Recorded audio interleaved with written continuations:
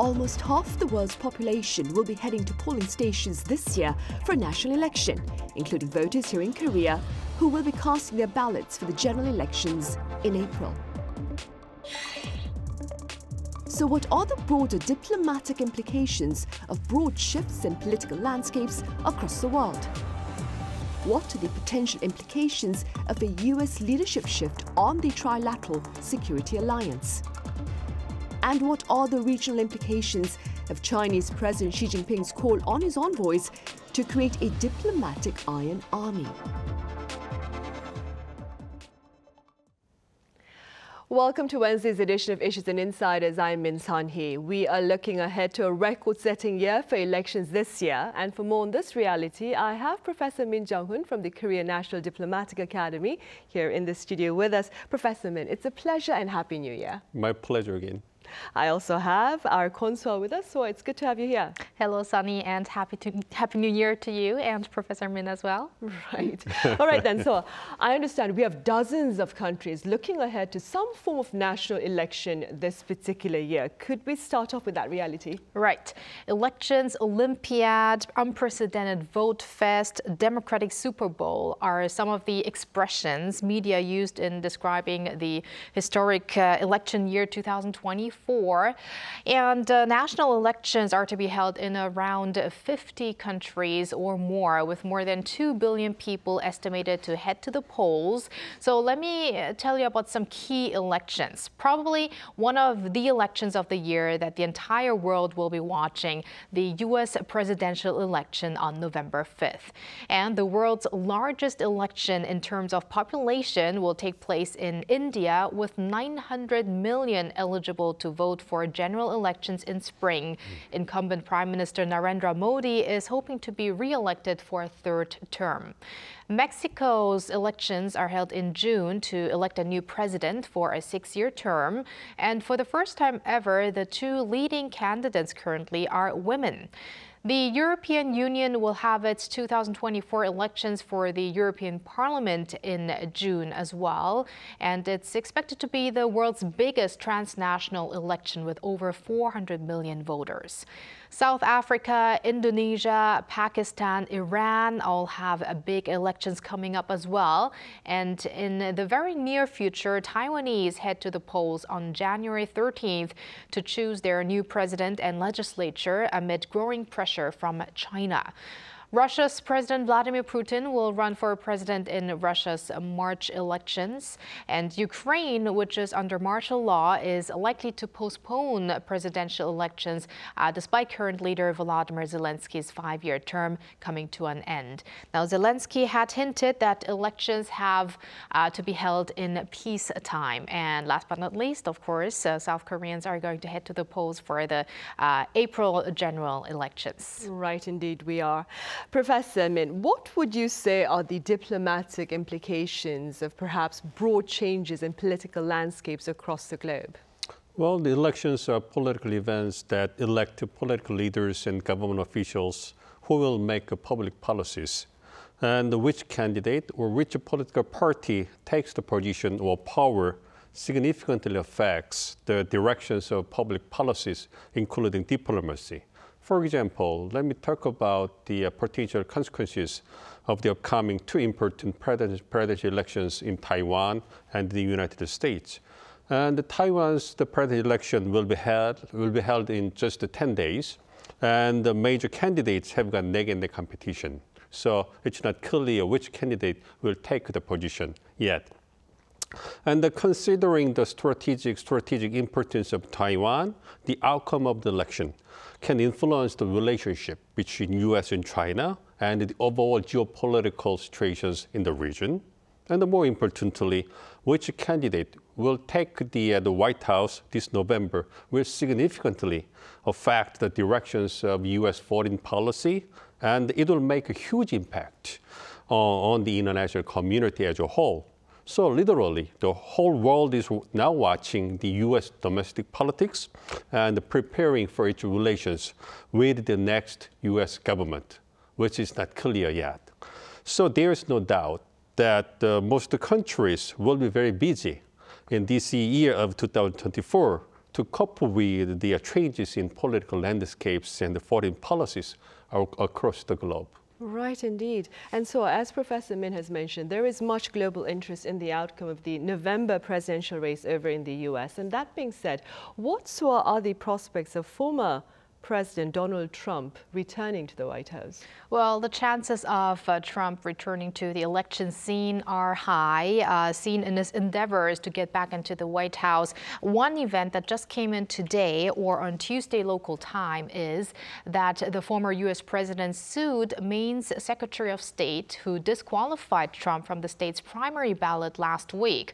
Trump's lawsuit challenges the decision that held him ineligible for another term because of his attempt to reverse the result of the 2020 election he lost to incumbent President Joe Biden. And some 2 weeks ago, Colorado's Supreme Court disqualified the ex-president from running for president over his role in the 2021 assault on Capitol Hill. He is also facing 91 charges across 4 criminal charges and may face his first trial as soon as March. But nothing seems to be stopping him and his supporters in giving it a shot. The frontrunner for the Republican nomination for November's election is leading his rivals by nearly 50 percentage points in national polls. And recent surveys showed that former President Trump is leading President Biden. According to a survey by The Hill on December 19th, 46% of respondents favored Trump, 44% Biden, and 9% were undecided. A Biden-Trump rematch seems to be visualizing, but it's not looking to be a smooth race for Trump, who will have to wait and see whether he'll spend more time on his campaign trail than on trial. But a second consecutive term doesn't look easy for Biden either, because his approval ratings have been below 40% almost the entire year in 2023. Right. And against this backdrop of uncertainty, Professor Min, how does a possible Republican presidential victory over in the U.S. look to affect the trilateral security framework among South Korea, Japan, and the U.S.? Well, basically, we need to see which candidate will take the Republican nomination in the upcoming Republican primaries. As you know, Republicans will take off the kind of long journey of their selecting their own presidential nominee from the state of Iowa in the middle of this month. And so far, public polls show that the former President Donald Trump has been a clear leader in the race, and it is expected that he will be the Republican nominee for the upcoming president election. So it is very likely that the 2024 U.S. president election will be a rematch between President Biden and Trump. And if President Biden is reelected in November, the trilateral cooperation among South Korea, U.S., and Japan will be strengthened. It is mainly because President Biden or the Biden administration has got the policy priority in enhancing its cooperation with allies and partners in minilateral or multilateral formats. Meanwhile, if President Trump wins the November election, it's not clear whether the trilateral cooperation will be strengthened, although the cooperation will be maintained even in the second Trump administration. It's mainly because President Trump prefers bilateral negotiation over multilateral cooperation, and there is a possibility that he may consider the trilateral cooperation as one of the main accomplishments that President Biden achieved. But still, considering the importance of South Korea and Japan and the U.S. in the Pacific strategy, it's likely that the trilateral cooperation will be maintained in the next the U.S. government. But it's not clear and certain how much President Trump will take care of it. Right. And moving forward, so perhaps another variable to the trilateral security initiative is the fate of the Kishida administration over in Japan amid its plunging approval rating. Could you tell us a bit more about this reality and perhaps the reason behind it? Right. In one of the latest surveys, the approval rating of Fumio Kishida's cabinet dropped to 23%, and almost 60% wanted Prime Minister Kishida to step down from his post. This, according to Asahi Shimbun, which cited a nationwide telephone survey conducted from December 16th to 17th, with a 66% disapproval for the Liberal Democratic Party. It's the highest since the LDP returned to power in 2012. The 23% approval was also the lowest since then. And just comparing this figure to November, the approval rating was at 25% and disapproval was at 65%. And again, to the December survey, 58% of respondents even wanted Kishida to resign as Prime Minister at an early date. These figures have worsened the already low support for Kishida on the back of a slush fund scandal within his party. Kishida replaced 4 of his cabinet ministers in a move to contain the damage, but it didn't really help much in getting his approval ratings up. In fact, 74% in the survey I mentioned said they do not highly assess the way Kishida dealt with the scandal. But while the LDP is struggling, there is not much support for opposition parties either. The Asahi Shimbun said 78% of respondents did not expect the opposition to be a counterbalancing force to the LDP. Right, I see. Professor Min, then, how again does a potential change in leadership in neighboring Japan look to affect the trilateral security framework? Well, personally, I don't think that the potential shift in leadership in Japan will affect the trilateral security the framework. It is mainly because the leadership change will occur just within the ruling party, LDP. And as you know, the approval ratings of the current Prime Minister Kishida Fumio are very low, around 20%. So some people expect that he will be replaced later this year, and there will be a congressional or parliamentary election in September this year. But it is likely that LDP will maintain the majority in the election, and the new prime minister will be just another leader of the same party. And considering that the foreign policy directions of LDP are shared among its leaders, so there will be little change in Japan's foreign policy directions, regardless of who will take the leadership position later this year.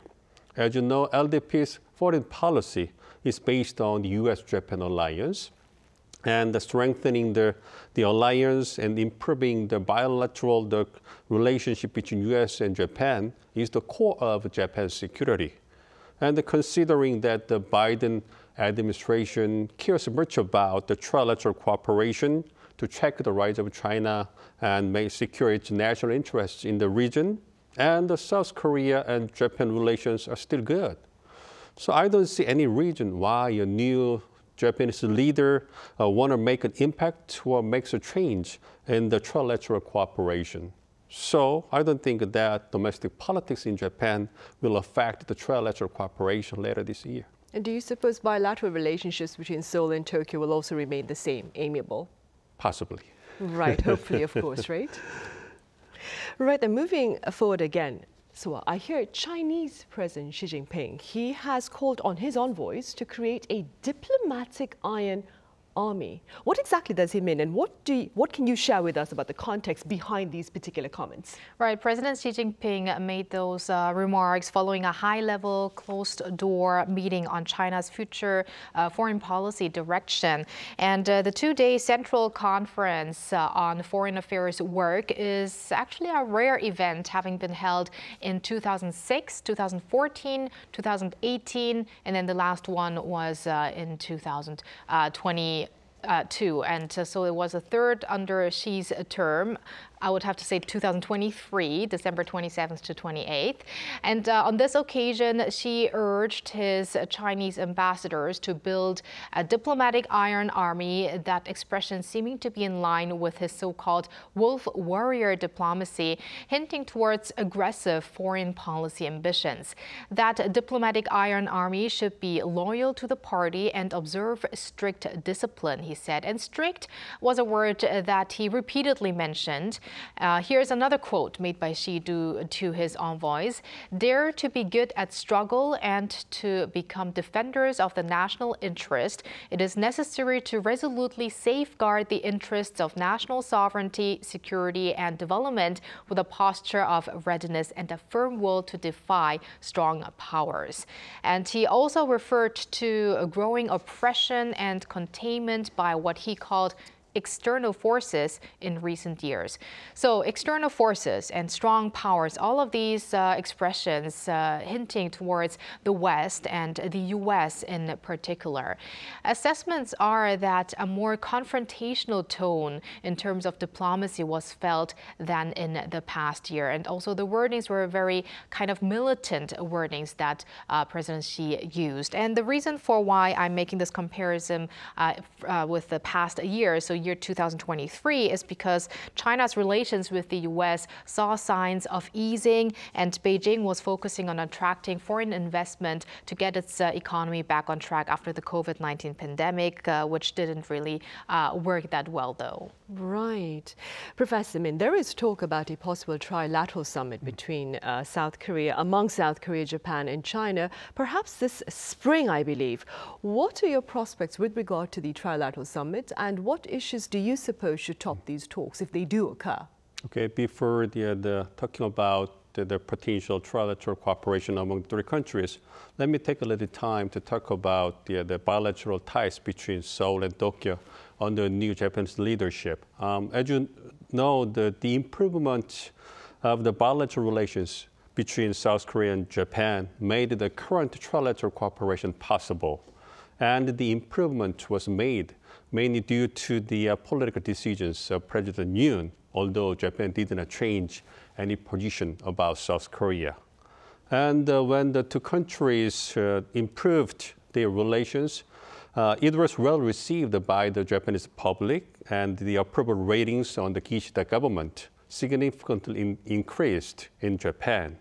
And the trilateral cooperation also made it possible for Japan to have real-time running information on North Korean missiles and joint military exercises among the three countries, and enhance their economic and technological cooperation among the three countries. So it shows that Japan has got many benefits from the current bilateral relations with South Korea and the trilateral cooperation among the three countries.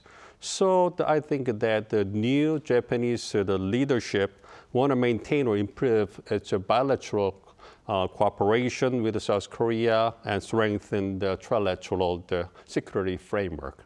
And let me jump into the next question about potential trilateral cooperation among South Korea, China, and Japan. Well, basically, I think that the trilateral cooperation will be held sometime this year, although it's not clear how soon it will occur. Personally, I think that currently it takes a longer time for the three countries to narrow down the differences and meet in the middle for the summit. Basically, I think South Korea and Japan want to hold their summit as soon as possible, while China is still cautious about when to hold and what issues to be included in the summit. As you know, China has got various domestic problems like real estate problems and high unemployment and lower consumption problems. And it also faces the strategic competition with the U.S., which has been intensified around the high-tech industries. So South Korea and Japan have become much closer to the United States by improving the bilateral and the trilateral cooperation. And such a situation makes China uncomfortable. But still, China needed to manage its relations with South Korea and Japan because they are still strategically important neighbors and partners for China. So I think that China will be more active to hold a summit in the coming months, and they will mainly talk about less sensitive issues like economic cooperation, trade, and human exchanges in the summit. And personally, I think that will be a decent but good start to revitalize the trilateral cooperation. Right, indeed. Meanwhile, so ahead of its presidential election in March, over in Russia, that is, there have been some very interesting poll results, I believe, regarding President Vladimir Putin's agenda in Ukraine. Could you tell us a bit about that? Interesting, yes, because different polls conducted by different institutions show different results. So first, let me refer to a survey that came out last Friday by polling agency Russian Field, according to which 1 out of 2 Russians wanted the war in Ukraine to end in 2024. Respondents were asked what they wish for Russian citizens in the new year, and 50% chose peaceful skies and the end of the special military operations, that of course being an expression that the Kremlin uses for the aggressions in Ukraine. And only 6% wished for Russia's victory. Now, support for Russia's invasion of Ukraine is at the lowest level, says another poll. The independent pollster Chronicle said in a summary in October that the research group summarized its findings, saying pro-war Russians are a minority and are significantly outnumbered by pro-peace Russians. Just 12% supported the war, which is down from 22% in a similar poll conducted in February. But despite the support for the war going down, the approval ratings for Putin are actually high at the 80% level, 83% to be exact, in a recent pollster by the Levada Center in December. And that figure has not really fluctuated much throughout the war. But I want to mention that researchers stress that in autocracies, of course, citizens have feared to give answers about politics, and Russia had actually passed a law that made criticism of the Russian military and also the Ukraine war illegal. Right. And against that backdrop, very briefly speaking, Professor Min, what are your prospects with regard to Seoul's ties with Moscow this year? Well, personally, I think that South Korea needed to maintain or to manage its relationship with Russia, although the Ukrainian war is still ongoing.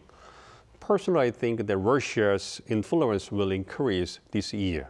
Regarding the Ukraine war, the fatigue of U.S. and Western countries is growing as the war prolongs.